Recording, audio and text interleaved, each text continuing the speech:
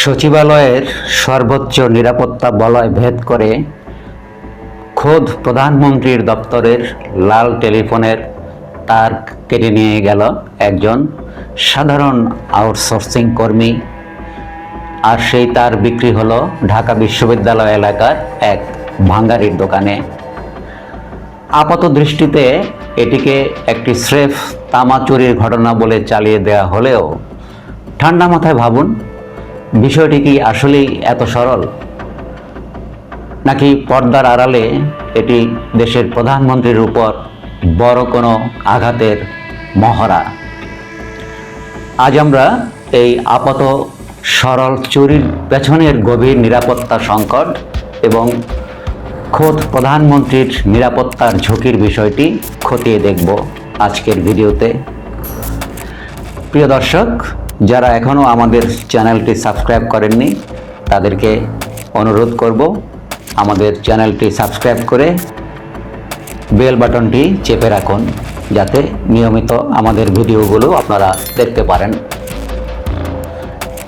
চলুন যাওয়া যাক মূল আলোচনায়। আমরা ইতিমধ্যেই লক্ষ্য করেছি যে চিরাচরিত প্রথা ভেঙে বর্তমান প্রধানমন্ত্রী তারেক রহমান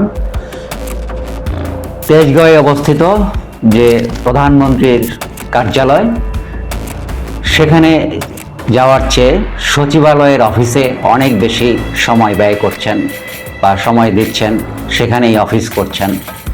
শুধু তাই নয়, ঠিক সকাল 9টায় তিনি তার দপ্তরে হাজির হচ্ছেন, যা আমাদের প্রশাসনিক ইতিহাসে এক অভাবনীয় পরিবর্তন বলে মনে করা হচ্ছে।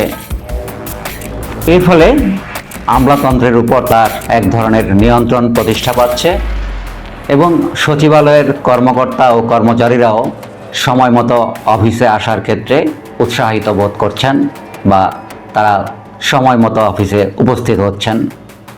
ফলে কাজের গতিও অনেকটাই বেড়ে যাচ্ছে, যা নিঃসন্দেহে একটি অত্যন্ত ইতিবাচক দিক। তবে মুদ্রার এ পিঠ যেমন উজ্জ্বল, ও পিঠ কিন্তু ঠিক ততটাই ঝুঁকিপূর্ণ। সচিবালয়ের মতো একটি উন্মুক্ত এবং প্রতিদিন যেখানে হাজারো মানুষের যাতায়াত, সেরকম একটি জনাকীর্ণ জায়গায় দেশের সর্বোচ্চ নির্বাহীর এভাবে নিয়মিত যাতায়াত কি এক ধরনের প্রচ্ছন্ন এবং বড় ধরনের নিরাপত্তা ঝুঁকি তৈরি করছে?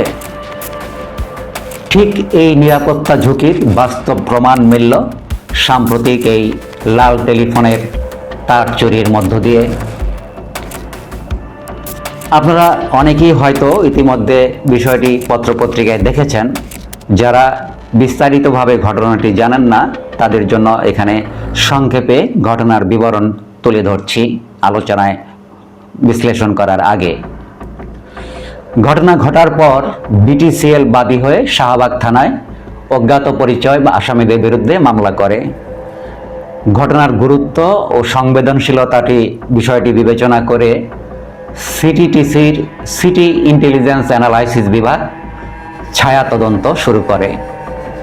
তদন্তে প্রাপ্ত তথ্যপাত্র বিশ্লেষণ করে এবং গোপন সূত্রের ভিত্তিতে সচিবালয়ের আউটসোর্সিং কর্মী রঞ্জন চন্দ্রকে গত বৃহস্পতিবার দুপুরে পুলিশি হেফাজতে নিয়ে জিজ্ঞাসাবাদ করা হয় এবং জিজ্ঞাসাবাদের এক পর্যায়ে রঞ্জন চন্দ্র স্বীকার করে যে গত 22শে মে সচিবালয়ের 3 নম্বর ভবন থেকে তিনি এই তার চুরি করেন লাল টেলিফোনের। পরে 1 জুন ঢাকা বিশ্ববিদ্যালয়ের 21শে হলের সামনে একটি ভাঙারি দোকানে 600 টাকা কেজি দরে মোট 8 কেজি 200 গ্রাম তামার তার বিক্রি করে। তার দেয়া তথ্য অনুযায়ী 21শে হলের সামনে ভাঙারি ব্যবসায়ী রেজাকুল ইসলামকে গ্রেপ্তার করা হয়। পরে রেজাকুল ইসলামের দেখানো মতে পুরনো ঢাকার চকবাজার থানার 27 নম্বর ওয়ার্ডের হোসনি দালান এলাকার রোডে অবস্থিত একটি ভাঙারির দোকান থেকে প্রধানমন্ত্রীর কার্যালয়ের লাল টেলিফোনের সংযোগে চুরি হওয়া তামার তার উদ্ধার করা হয়। বুঝতে পারছেন কোথাকার ঘটনা কোথায় গিয়ে গড়িয়েছে? একজন সচেতন নাগরিক হিসাবে এখানে আমাদের কিছু গুরুত্বপূর্ণ প্রশ্ন তোলা অত্যন্ত জরুরি বলে মনে করছি।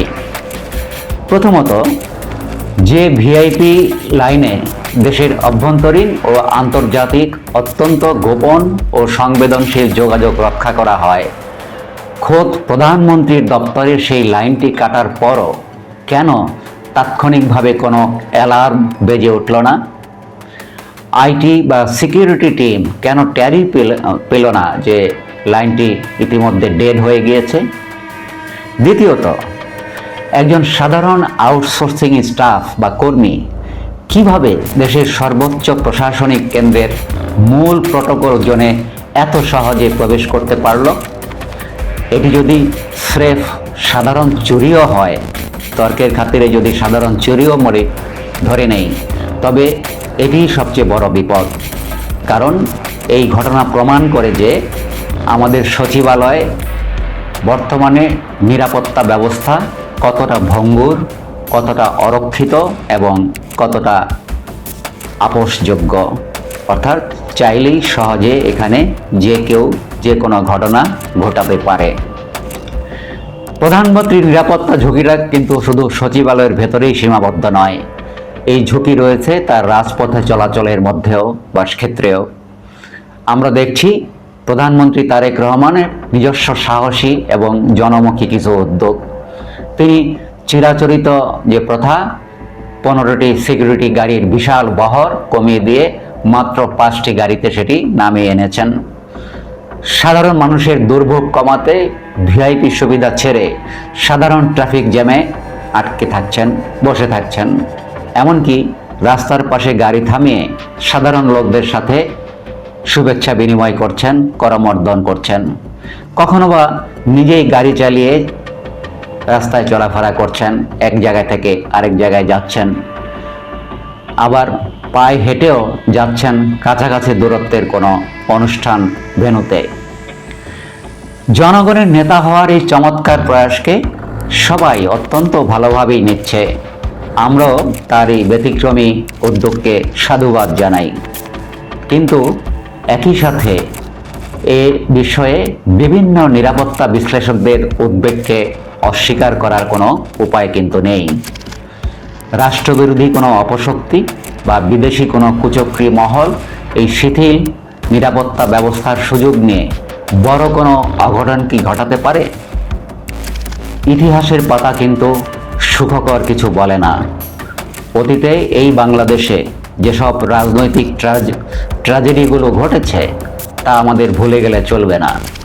শত্রুপক্ষের কিছু মানুষ ইতিমধ্যেই বিতর্কিত কিছু ইউটিউব চ্যানেলে এসে বলে বেড়াচ্ছেন প্রধানমন্ত্রীর জীবনে নাকি মৃত্যু ঝুঁকি রয়েছে। এসব আলোচনাকে বা এসব বক্তব্যকে হালকাভাবে নেয়ার কিন্তু কোনো সুযোগ নেই। জনগণের প্রধানমন্ত্রী হওয়া অবশ্যই প্রশংসনীয় এবং গৌরবের, কিন্তু আমাদের মনে রাখতে হবে তারেক রহমান এখন স্রেফ একজন ব্যক্তি নন। তিনি এই মুহূর্তে এই রাষ্ট্রের সামগ্রিক স্থিতিশীলতা ও সার্বভৌমত্বের প্রতীক। তিনি এদেশের প্রধানমন্ত্রী। তার নিরাপত্তা নিশ্চিত করা কোনো ব্যক্তি বা দলের বিষয় নয়, এটি রাষ্ট্রের প্রধান ও প্রথম দায়িত্ব। লাল টেলিফোনের এই ঘটনাকে স্রেফ তামা চুরির ট্যাগ দিয়ে ধামাচাপা না দিয়ে পুরো সচিবালয় ও প্রধানমন্ত্রীর যাতায়াতের নিরাপত্তা বলয়কে নতুন করে ঢেলে সাজানো অত্যন্ত জরুরি বলে আমরা মনে করি। দর্শক, আপনারা কি মনে করেন? প্রধানমন্ত্রীর এই শিথিল প্রটোকল নিয়ে চলাচল কি তার নিরাপত্তার জন্য বড় ধরনের কোনো ঝুঁকি তৈরি করছে, নাকি জনগণের নেতার এমনটাই হওয়া উচিত, এমনভাবে চলাচল করাটাই তার জন্য ঠিক আছে? কমেন্ট করে আপনাদের মূল্যবান মতামত আমাদেরকে অবশ্যই জানান। ভিডিওটি ভালো লাগলে লাইক ও শেয়ার করুন। দেখা হবে পরবর্তী ভিডিওতে।